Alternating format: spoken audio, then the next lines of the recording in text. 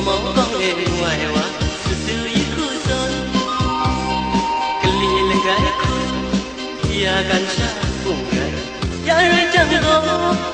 có thực thiệt ra có ba tay các công sinh võ chỉ chuyện là khá na làm thế xuân đã nhiều rơi lên khâu khâu nắng sẽ chỉ những yang go xuân đã lệ chúng ta mà em phải cao đã sinh thủ rồi mà loa mỗi khi chạm mặt say anh có muốn say hòa làm muôn dòng nhà xin rất là ai đi sẽ chạy chúng mày rồi mỗi lần lên mà say ta ra đi chăng mà em nu về gây đi người sẽ xin nhà rồi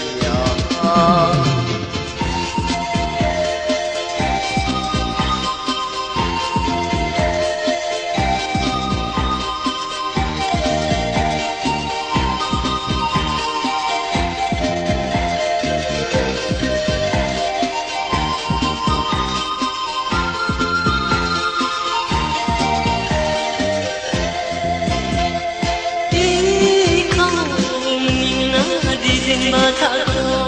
cô mong con em ngoài hoa sự tươi khu dân cái ly là cái khu ya gần cha cùng ra ya rồi chẳng có thực thiệt ra đó ba tay các công sinh võ chỉ chuyện là khá na làm thế xin ngắn nhiều rơi khâu nắng chỉ yang go xuân đến đã mà em phải cao đã sinh thủ rồi mà loa mỗi khi chạm mặt say em có muốn say hòa làm muôn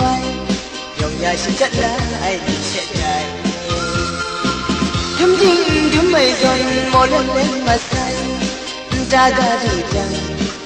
mà em về gây đến mày người sẽ xin nhà rồi ta ga đi chăng mà em về hòa quên là rất sẽ